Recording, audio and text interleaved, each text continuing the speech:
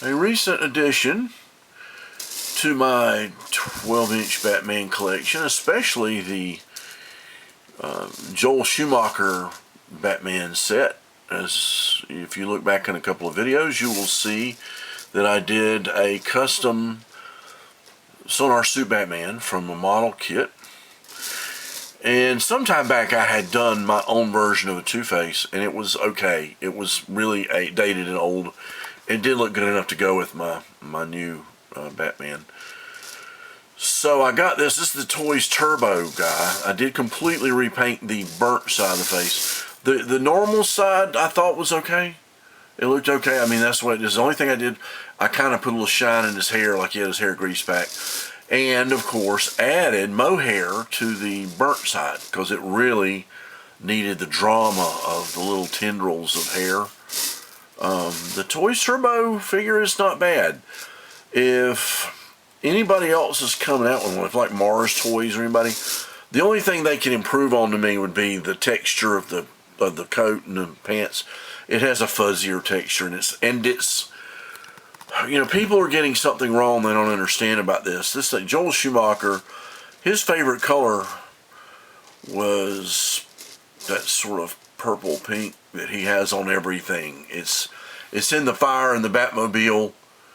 It's on Two-Face's face. It's everywhere. He uses it all over the place. It's a kind of a bright, hot pink with some red. So if you got that color down, and so people are reviewing this figure saying, well, his face, it isn't really red, it's kind of pink. Well, right. You're talking about Joel Schumacher.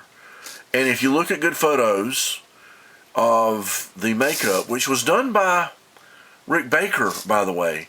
I was in LA in 1995, and he came by my table. I had a little table with some figures there, and I actually spoke to Rick Baker, and I was like, what are you working on? He says, Batman Forever. I was like, oh, cool, you know. And he kind of described this to me. Now, it wasn't a very complex makeup for him, not for Rick Baker. I mean, you're talking about, you know, American Werewolf in London and, you know, Michael Jackson's Thriller and all these other things. Major things. A lot of gorilla costumes and suits. So this was child's play for Rick Baker. But it's still really cool, and one of the reasons I like this Two-Face, even though I do prefer the Two-Face from the Dark Knight movie, I just like that character better, I like the effect better. But Tommy Lee Jones was okay. He was really channeling the Joker. He probably didn't want to do it. But I liked the makeup and the fact that Rick Baker did it, and I met Rick Baker. I'm like, hey, that's personal. So I'm going to kind of get as good a figure as I can.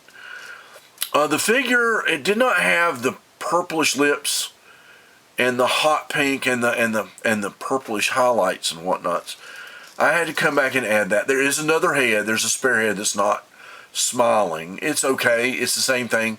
I did the hair on it too, and it looks the same. It's just plain. He's not doing anything. He's got a good hand with the coin, the burnt coin.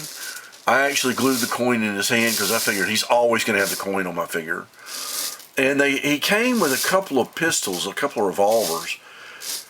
Well, the one in the movie has some sort of specialized Italian rig that had a clip up in front of the trigger and all that. So I just had a Desert Eagle that was big enough and chromed it using a chroming pen and just gave him that. At least it's much more Tommy Lee Jones Two-Face than the figure accounted for. Otherwise, everything else is the figure. I made him a little base. This was my Batman base for my custom Batman. It's got a little debris on it.